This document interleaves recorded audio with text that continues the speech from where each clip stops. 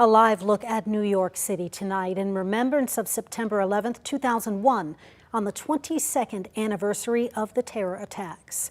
It's been 22 years since so many families and friends lost someone they love.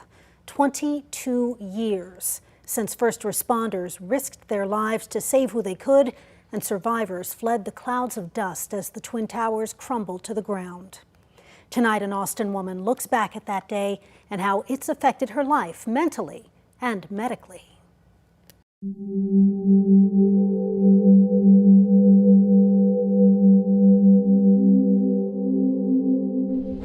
Now, what do you have from 2001? Yes, so... For Courtney Clark, memories of her time living in New York City are precious.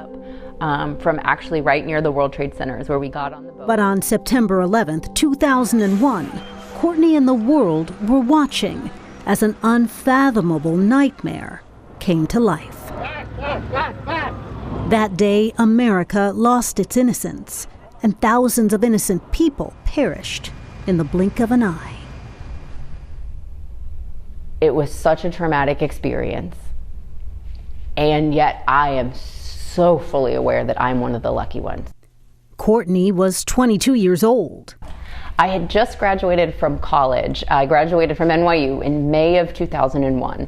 I started my first adult full-time job, working 16 blocks away from where the towers collapsed. It almost just more looked like the tower sort of disappeared into this plume of smoke. Like it was there on the skyline, and then it just wasn't, because it went down and the smoke came up. Courtney continued to work in Lower Manhattan for months after. We didn't know at the time what was in the dust, and we didn't know to be afraid. Now, so many years later, the memories and medical issues remain. When I was 26 years old, 4 years after September 11th, I was diagnosed with invasive malignant melanoma for the first time. When she was 28, doctors found another melanoma. At 36, another. It was something called an amelanotic melanoma, meaning it didn't have any pigment in it. And again in 2021. I just thought my body was broken. Something was wrong with me. It wasn't until her husband discovered the World Trade Center health program that Courtney realized why cancer seemed to seek her out. I never connected it to September 11th. The World Trade Center health program monitors and treats first responders and survivors who were directly affected by the September 11th attacks. Tens of thousands who, like Courtney, were within a mile or two of the burning debris and toxic dust for months after the attack. When I got certified, when they officially said, yes, we agree your cancer and your asthma were caused by your exposure, they gave me a secondary insurance. And life had another curveball to throw Courtney's way. At one of my cancer scans, they found a brain aneurysm that was about to hemorrhage. I had to have 3 brain surgeries in 8 days to remove the brain aneurysm. For more than 20 years, so much trauma, so much uncertainty. They call it survivor's guilt.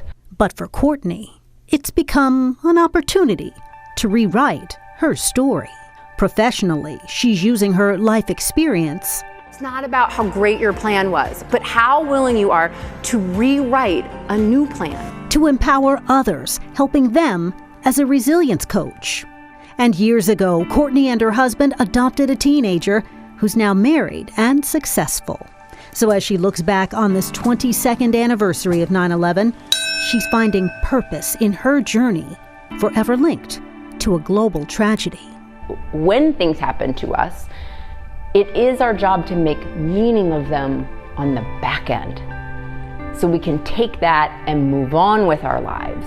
I have a responsibility to take all of these circumstances, challenging as they may be, and find meaning.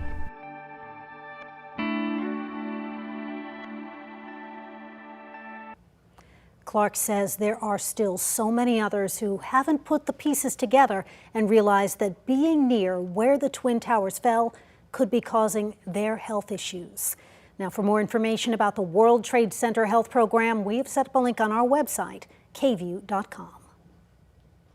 Wow. She's an incredible lady. It was an honor to meet her. Tough journey she's on for sure.